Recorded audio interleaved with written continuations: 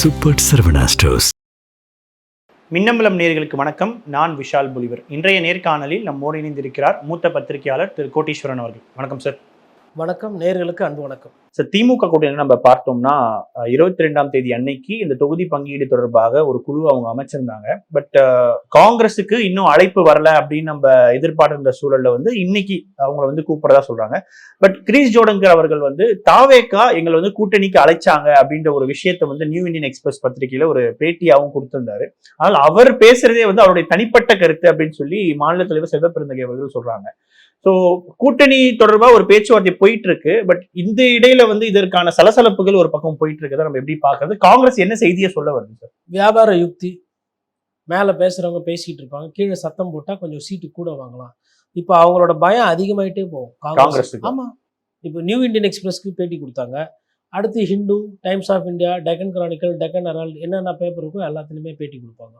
என்ன காரணம்னா அந்த பர்செப்ஷன், அதாவது சீட் கூட்டு. இப்போ ஒரு விஷயம் உண்மை, நிறைய கட்சிக்கு சீட்டு குறைய போகுது.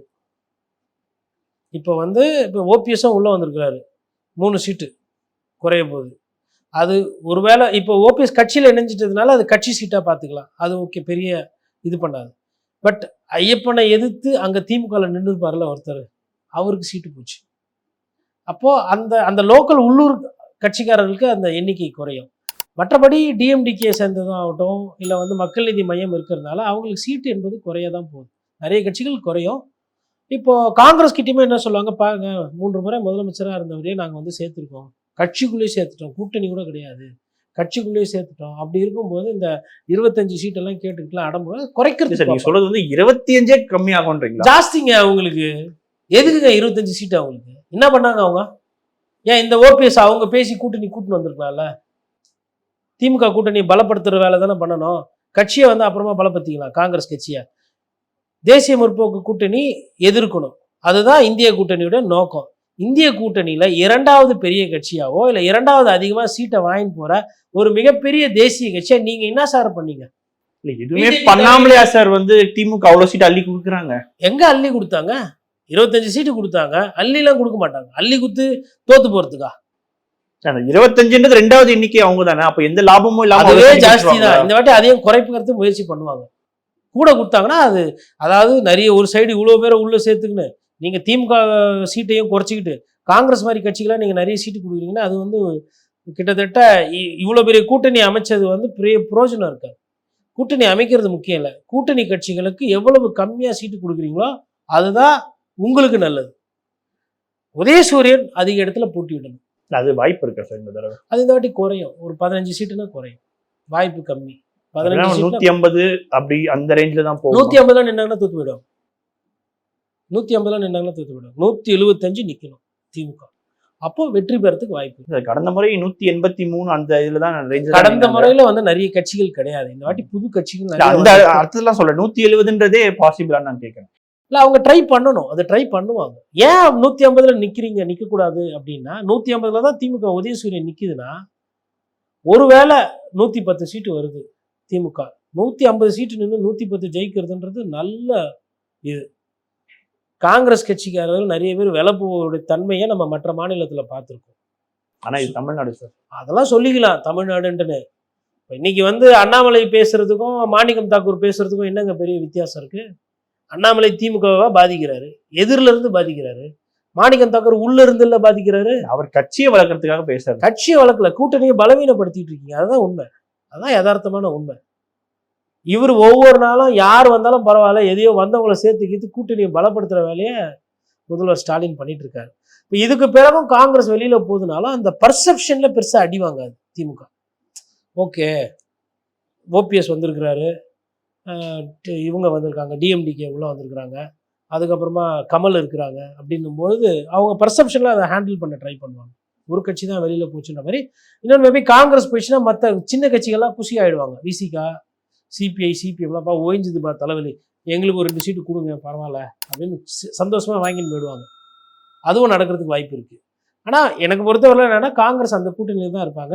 இல்லை சார், வெளியேறினா அப்படின்ற ஒரு விஷயம் சொல்றீங்க, குஷி ஆயிடுவாங்கன்னு. பட் பர்செப்ஷன் வைஸ்லயே நான் இன்னொரு விஷயம் என்ன சொல்றேன்னா, அந்த ஆன்டி பிஜேபியோட ஓட்ஸ்ன்னு ஒன்று இருக்கு, அது காங்கிரஸ் இல்லாமல் டிஎம்கேவால அதை அறுவடை பண்ண முடியுமா? அதாவது ஆன்டி பிஜேபி ஓட்ஸை 3 பேர் கிளைம் பண்ணுறீங்க. ஒன்று திமுக கிளைம் பண்ணுது ஆன்டி பிஜேபி ஓட்டை, இன்னொன்று காங்கிரஸும் கிளைம் பண்ணுது, உள்ள கூட்டணியில் இருக்குது. அதையே வந்து தாவேகாவும் கிளைம் பண்ணுது. இது இல்லாமல் சிபிஐ சிபிஎம்மும் ஒன்று என்ன பிஜேபிக்கு எதிராக இருந்தால் கூட்டணியில் இருக்கிறதா சொல்கிறாங்க. அதனால் அந்த ஓட்டு வந்து திமுக தாங்க வரும். அது வந்து பெருசாக இருக்காது.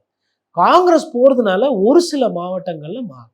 மேபி மாவட்டங்கள், அதாவது அந்த வார்த்தையை சொல்கிறேன், மாநிலம் தழுவிய ஒரு இம்பாக்டை காங்கிரஸால உருவாக்க முடியாது. உதாரணத்துக்கு 234 தொகுதிகளில் 5000க்கும் மேற்பட்ட வேட்பு மனுக்கள், விருப்ப மனுக்கள் வந்திருக்குன்னு கிரீஷ் தொடங்கர் சொல்லியிருக்காரு சார். அவர் சொல்லுவார், அவரே இப்போதான் நிறைய பேர் நாட்டு மக்களுக்கு தெரியும், பத்திரிகையாளருக்கு இப்போதான் நம்ம அவர் மேலே ஒருத்தர் கேள்விப்படுறோம். சரி ரைட்டு, தாவே அவர் வாதத்துக்கே வர, அவர் ஒரு நல்ல அரசியல்வாதி தானே, நல்ல, அதாவது காங்கிரஸ் என்ன சொல்லி உங்ககிட்ட கொடுத்துருக்கு, கட்சியை பலப்படுத்து நிமித்துங்கன்னு தானே சொல்லி கொடுத்துருக்கு. நீங்கள் பேசுறதுலாம் சத்தியமான அக்மாருக்கு உண்மைனா தாவேக்கா அவ்வளோ கூப்பிடுது, தாவேக்கா செல்வாக்கா இருக்கு, ஆட்சியில் அதிகாரம் தான், எங்க தைரியம் தான் போய் கூட்டணி வைங்க, வைப்பீங்களா? வைக்க மாட்டாங்க. சும்மா பேசு பொருள் கொளுத்தி போட்டு 5 சீட்டு எக்ஸ்ட்ரா வாங்குறதுக்கு உண்டான வியாபாரம் படியில. அவர் என்ன சொல்றாருன்னா, எங்களுடைய பலம் தெரிஞ்சதுனால தான் அவங்க வந்து கூட்டணிக்கு அழைக்கிறாங்கன்றத அந்த இன்டர்வியூல சொல்லியிருக்காரு. இப்படியே பேசினே இருங்க, இன்னும் 2 இன்டர்வியூ கொடுப்பாங்க. ஏன்னா இப்போ ஓபிஎஸ் வேற வந்து சேர்ந்துட்டாரா, இன்னும் ஒரே தலைவலியா இருக்கும். இப்போ தேனியில் போய் காங்கிரஸ் சீட்டு கேட்க முடியுமா? இப்போ ஜெயமாறன் இருந்தார் தேனியில், அவர் வந்து ஒரு எம்பியாக இருந்தார். இப்போ போய் தேனியில் காங்கிரஸ் சீட்டு கேட்கணும்னு என்ன பண்ணுவாங்க? ஸ்டாலின் சார் என்ன சொல்லுவார், இருங்க ஓபிஎஸ் ஒரு வார்த்தை கேட்டுட்டு அவரை கேட்டுட்டு நான் சொல்கிறேன் அப்படின்வார். இதெல்லாம் காங்கிரஸ்க்கு நெருக்கடி, இதெல்லாம் பிரச்சனைகள் இருக்குது. விருதுநகரில் முன்னாடி இவங்களே முடிவு பண்ணிட்டு இருந்தாங்க, இப்போ டிஎம்டிகேவும் கேட்கும் அவங்க சீட்டு, அதையும் பார்க்கணும். சம்டைம்ஸ் வந்துங்க ஒரு நிறைய விஷயங்களை சேர்க்கறதுனாலே அது சம்டைம்ஸ் டிவைட் ஆகிடும். இப்போ விஜய்க்கு வந்து கூட்டணி குறித்து ஒரு விஷயத்த சொல்லியிருந்தாரு. ஆனா இதே பிரவீன் சக்கரவர்த்தி அவர்கள் விஜய்க்கு செல்வாக்கு இருந்தது அப்படின்ற ஒரு விஷயத்த சொல்லியிருந்தாரு. இப்போ இவர் தமிழ்நாடு பொறுப்பாளரா இருக்காரு, அவர் வந்து 40 வயதுக்கு கீழே இருக்கிறவங்க வந்து விஜய் வந்து மிகவும் தாக்கத்தை ஏற்படுத்துறாருன்ற அந்த ஒரு வார்த்தையும் அவர் அதை பயன்படுத்துறது எப்படி பாக்குறது? நம்ம சூழ்நிலைக்கு ஏற்றாற்போல் தாவேக்காவை வந்து பெரிய கட்சியா காட்டி, தாவேக்காவை காட்டி எங்களை கூப்பிடுறாங்கன்னு காட்டி சீட்டை வாங்குறதுக்கு தான் பண்றாங்க. அதுவும் இந்த மாதிரி நெருங்க ஒன்ஸ் வேட்பாளர் போட்டுட்டதுக்கு பிறகு தாவேக்காவோட தாக்கம் குறையும், தமிழகம் பூரா குறையும்.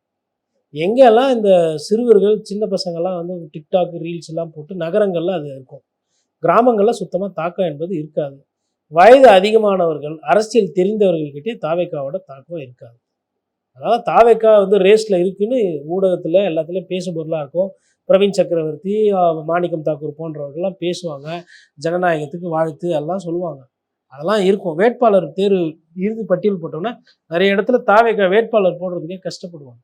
இல்லை, காங்கிரஸ் இந்த அளவுக்கு ஒரு ரிஸ்க் எடுக்கிறதுக்கான காரணம் ரிஸ்கே எடுக்கலங்க, அவங்க ஏமாத்திக்கிட்டு இருக்கிறாங்க. எங்க ரிஸ்க் எடுத்தாங்க?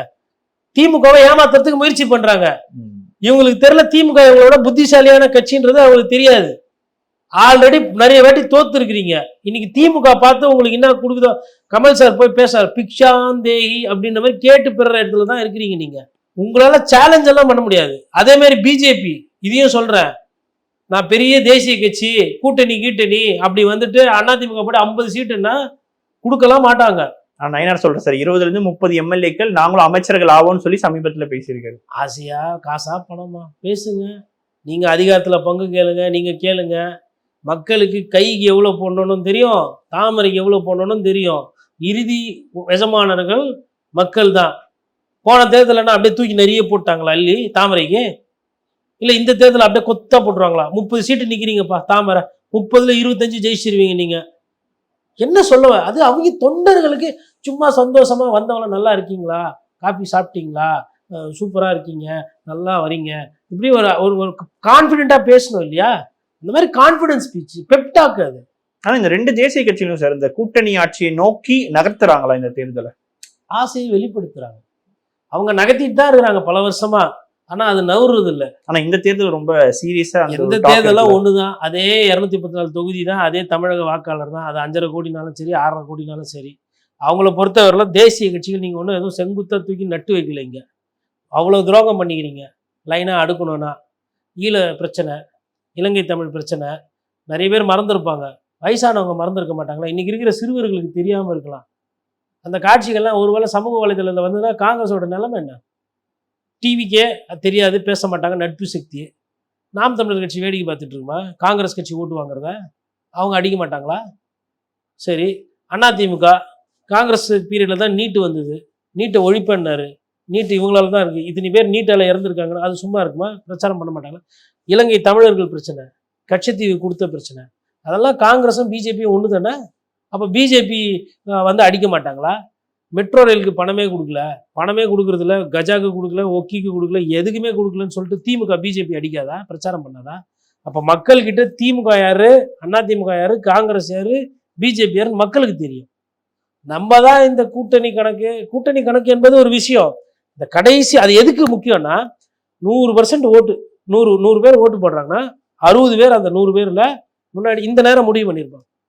மிச்சம் 20 பேர் வேட்பாளர் அறிவிச்சதுக்கு அப்புறம் முடிவு பண்ணுவோம். வேட்பாளரை பார்த்து கடைசியாக 20 பேர் அந்த லாஸ்ட் 2-3 நாளில் முடிவு பண்ணுவாங்க. அதெல்லாம் வரும்போது இந்த தேசிய கட்சி தாவேக்கெல்லாம் வந்து இல்லாமல் போகும். ஆனால் இன்னொன்று, இப்போ திமுகவும் சரி அதிமுகவும் சரி 2 பேருமே ஒரு 180 தொகுதிகளில் போட்டிட்டாதான் அட்லீஸ்ட் மெஜாரிட்டியாவது கிடைக்கும் அப்படின்னா. ஏன்னா இதுக்கு முன்னாடி நம்ம பார்த்தோம்னா 150 தொகுதிகளில் நின்னெல்லாம் பெரும்பான்மையெல்லாம் கிடைச்சிருக்கு 2 கட்சிகளும். அப்போ இந்த காலகட்டம் அப்படின்றது இந்த திராவிட கட்சிகள் கொஞ்சம் கொஞ்சமா தேய்மானம் அடையுது. அதனாலதான் இத்தனை சீட் நிற்க வேண்டிய கட்டாயத்துக்கு இவங்க தள்ளப்படுறாங்களா? தேய்மானம் இருக்கா இல்லையான்றது வர தேர்தலில் பார்க்கணும். திராவிட கட்சி தேய்மானம் அப்படின்னா 2021 முதலமைச்சர் ஸ்டாலின் மெஜாரிட்டியோடு உட்காந்துருக்காரு. அப்போ திராவிட கட்சி தேய்மானம் அல்ல. 2016 அம்மையார் ஜெயலலிதா மெஜாரிட்டியோடு தான் உட்காந்தாங்க, தேய்மானம் இல்லை. அதற்கு முன்னாடி அதிமுக, அதற்கு முன்னாடி திமுக. லாஸ்ட் 4 வருஷம் தேர்தல் எடுத்து பார்த்தீங்கன்னா தேய்மானம் இல்லை. அப்பவும் விஜயகாந்த் சார் வந்தார், அப்பவும் கமல் வந்தார், அவரும் அவரும் தேர்தலில் நின்னார். அப்புறம் ரஜினி சாரும் பேசு பொருளாக இருந்தார். அதுக்கப்புறம் புது கட்சிகள்லாம் வந்தது. நாம் தமிழர் கட்சி கிட்டத்தட்ட 10-15 வருஷமாக களத்தில் இருக்குது. புதிய கட்சிகள் வரதான் செய்யுது, புதிய வரவுகள் வரதான் செய்யுது. 70% வாக்குகளை திராவிட கட்சிகள் தான் வச்சிருக்கு. இதுதான் உண்மை, இதுதான் ஃபேக்ட். இந்த 70%த்தில் எது 40% வாங்குதோ அது ஜெயிக்குது, எது 30% வாங்குதோ அது எதிர்கட்சியாகும். இதுதான் நடக்குது. வர தேர்தலில் இதுதான் நடக்குன்ற மாதிரி நான் நம்புகிறேன். என்னோட நம்பிக்கை தோக்கலாம், மக்கள் மாற்றி முடிவு பண்ணலாம், அது நம்ம ஒன்றும் பண்ண முடியாது. மக்களோட சிந்தனை தான் முக்கியம். அப்போ நான் நம்பிக்கைன்றதை தாண்டி நான் புரிந்து கொள்வது என்று சொல்ல முடியும். யார் ஜெயிக்கட்டும், யார் தோற்றுட்டு போட்டால் நமக்கு அதில் பிரச்சனை கிடையாது. அப்போ நம்ம புரிஞ்சுக்கிறது இதை வச்சு இப்படி தான் கடந்த காலத்தில் தமிழர்கள் முடிவு பண்ணியிருக்காங்க, தமிழக வாக்காளர்கள் முடிவு பண்ணியிருக்காங்க. அவங்களோட இப்போ ஒரு யானை இருக்குன்னு வச்சுக்கோங்களேன், ஒரு காட்டு தடத்தில் அது ஒரு வழக்கமாக ஒரு ரூட்டில் போகும். ஒரு புலி ஒரு ரூட்டில் போகுதுன்னா அது வழக்கமாக ஒரு ரூட்டில் போகும். எப்பனாச்சும் வழி மாறி போவோம், ஆனால் வழக்கமாக போகிற ரூட்டை மாற்றாது. அப்போ வழக்கமாக இப்படி நடந்திருக்குன்ற ஒரு விஷயத்த நான் சொல்கிறேன். ஆனால் அதில் வந்து மேபி எப்போனா ரூட்டு மாறி போகலாம். அது வேற எதனா புதிய கட்சி வருதா கேட்டால் 50 வருஷத்துக்கு முன்னாடி எம்ஜிஆர் அவர்களால் நடந்ததுன்றாங்க. அது தாவேக்கா சொல்லுது. அப்போ அதற்கேற்ற உழைப்பு, அதற்கேற்ற அரசியல் அவர் பண்ணுறாருன்னா பண்ணலைன்றது என்னோட புரிதல். அதனால் இந்த தேர்தல் அந்த மாற்றம் இருக்காது. ஒருவேளை புதிய கட்சிகள் இப்போ தாவேக்கா இருக்குது, நாம் தமிழர் கட்சி 8 விழுக்காடு வாங்கியிருக்கு. ஒருவேளை வர தேர்தலில் நாம் தமிழர் கட்சி 12 விழுக்காடு வாங்குதுன்னு வச்சுக்கோங்க, அந்த கட்சிக்கு இன்னும் ஃபியூச்சர் 2031 இன்னும் பெட்டராக இருக்கும். 2029 பாராளுமன்ற தேர்தலில் அவங்களுக்கு இன்னும் செல்வாக்கு கூடும். அப்படி தான் பார்க்க முடியும். ஒரே தேர்தலில் அந்த முதலமைச்சராக வருது, ஒரு 30 சட்டமன்ற உறுப்பினர் பிடிச்சி எதிர்கட்சி அந்தஸ்து வருது அப்படின்றது சாத்தியம். கூட்டணி போயிருந்தால் சாத்தியம். அந்த நேரம்லாம் முடிஞ்சு போச்சு. தாவேக்காக்கு இனிமேல் இறங்கு முகம் தான் இந்த ஜோனுக்கு அப்புறம். ஏன்னா கூட்டணி கிட்டத்தட்ட முடிவாயிடுச்சு எந்தெந்த கட்சின்னு. இதுக்கப்புறம் வேட்பாளர் பட்டியல் பிரச்சாரம் பூத் லெவலில் இறங்கி அடிப்பாங்க திராவிட கட்சிகள். அவங்க சம்பாரிச்ச பணம், அவங்களோட செல்வாக்கு, சின்னம், ஊழல், கருப்பு பணம் எல்லாத்தையும் போட்டு பண்ணுவாங்க. ஜாதி அரசியல், மத அரசியல் எல்லா விஷயமும் வரும். இது வரும்போது தாவேக்காவால் தாக்கு பிடிக்க முடியாது. இனிமேல்ட்டு இப்போ நம்ம 1 மார்ச் 1 தாவேக்காவுக்கு இறங்கு முகம் ஜாஸ்தியாகும். இந்த பேசு பொருள், இந்த சர்வே எல்லாமே வந்து பேசலாம். நானும் இங்கே தான் இருக்க போகிறேன். நம்ம இது மே மாதத்தில் நம்ம பேசுவோம். நிச்சயமாக தொடர்ந்து பேசுவோம். பல்வேறு கேள்விகளுக்கு மிக ஆழமாக பதில் தந்தமைக்கு நன்றி. நன்றி.